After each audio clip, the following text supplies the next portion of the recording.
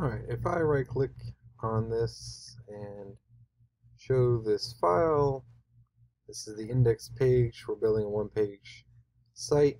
So I've got this here. And this background I added in myself. And the way I found this background in order to target it is by right-clicking and inspecting. This is why I'm so adamant about using Google Chrome or Firefox, because of these inspecting tools are so helpful. And so what you do now is we hover over the elements to try and identify the piece that might have this background. So, for example, if I hover over this, this is the nav bar, and so that could be really helpful for targeting that. But right now, let's see what rule did I have to target in order to get this background image? Might be here. Might be here. You can see that it doesn't highlight past here. So let's try the highest item. So the item that's this is a child of this one. So we find the chief parent item and then start working in. And I can see right here that its background is right there. And so if I uncheck this, it resorts to the default background that came with the theme. And if I scroll down here, should be able, here we go. So on line 5 of the grayscale minified CSS file, we're using that background. And so if I uncheck that, now it just is showing the white background color. But if I add that back in, so this is the first thing that we do. We will target items. If I inspect this button, I can see that this has the class called btn success. So what we can do now is over here on Visual Studio Code, I target btn success and give it a new color.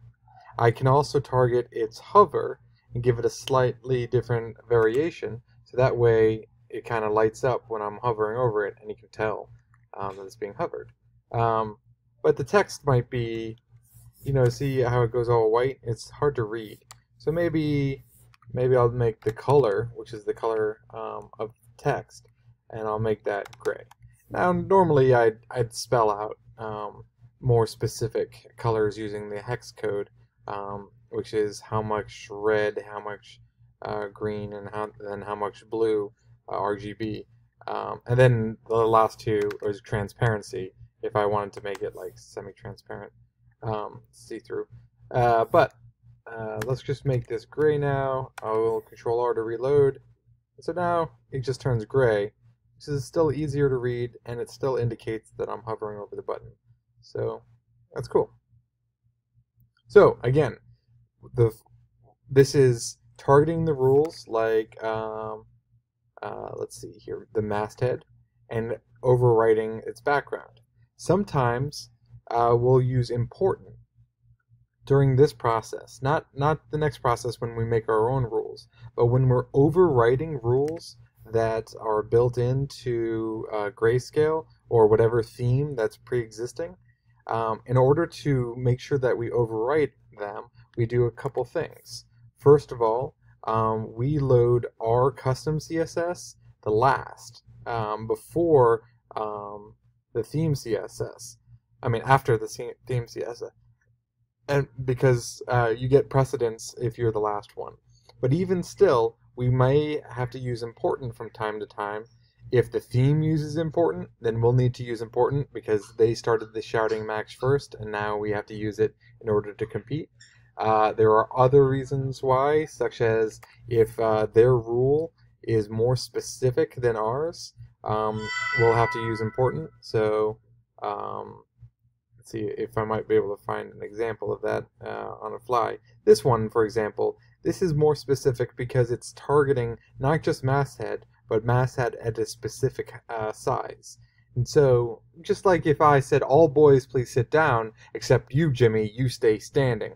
The more specific you are, the higher weight, the more weight that command or that rule has. So that's a big deal.